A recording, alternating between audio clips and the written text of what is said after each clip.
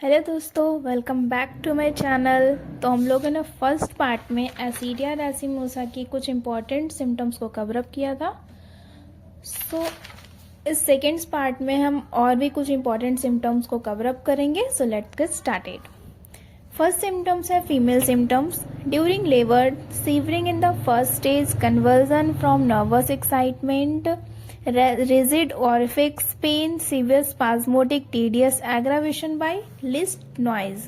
During labor के दौरान severing in the first stage, conversion, उन्हें फर्स्ट स्टेज में सीवरिंग होती है, उनका बॉडी कांपता है और कन्वर्जन उन्हें झटके आते हैं फ्रॉम नर्वस एक्साइटमेंट के कारण। Rigid orifice pain, severe spasmodic tedious aggravated by least noise, pain अचानक होता है बट स्ट्रांग होता है। एग्रावेटेड बाय लिस्ट नॉइज, वो इतने सेंसिटिव होते हैं कि उन्हें हल्का सा भी नॉइज से उनके सिम्टम्स में एग्रावेशन फील होता है। नेक्स्ट सिम्टम्स हम पढ़ते हैं cough symptoms. Cough excited by every attempt to speak, patient जब भी कुछ बोलने का ट्राई करता है तो उससे कफ फील होती है, so that one is oblique to desist. So patients को स्पीक बोलने में थोड़ी दिक्कत आती है क्योंकि वो जब भी बोलने की कोशिश करता है तो उसे कफ होती है। Excess muscular soreness after dancing, skating और other violent muscular exertion. Next symptoms है हमारा excessive muscular soreness.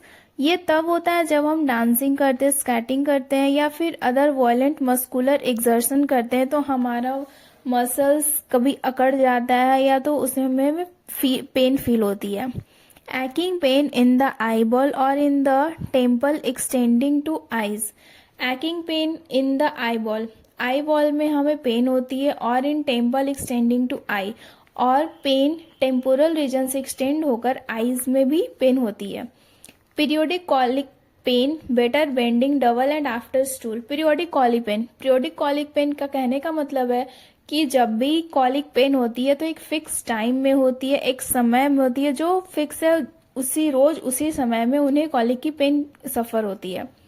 Better bending double and after stool, वो कॉलिक पेन तब बेटर होती है जब वो बेंडिंग पोजीशन में होते हैं या फिर स्टूल के बाद उन्हें कॉलिक पेन में रिलीफ मिलती है।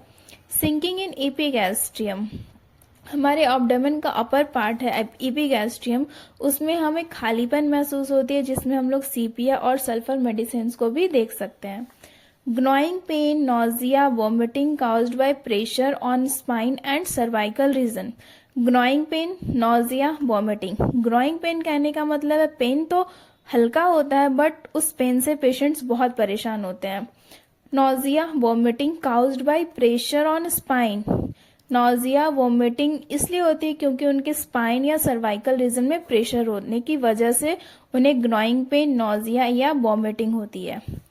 प्लूरोडाइनिया कहने का मतलब है कि सांप stabbing pen in the chest muscles, और इसमें हम बेलाडोना, ब्रानिया या रेननक्लेसी भी देख सकते हैं। अब हम आते हैं most important part, modalities. First of all aggravation during menstrual period और क्लाइमेट्रिक। मेंस्ट्रुअल पीरियड के दौरान उन्हें एग्रावेशन फील होती है। एंड क्लाइमेट्रिक का मतलब होता है मेनोपॉज और मेंस्ट्रुअल पीरियड के टाइम में उन्हें सिम्टम्स में एग्रावेशन दिखाई देती है।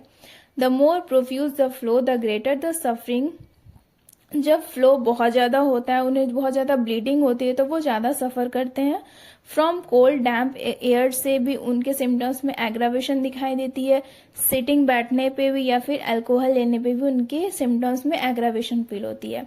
नेक्स्ट है emulation in the open air में उन्हें सिम्टम्स आराम मिलती है।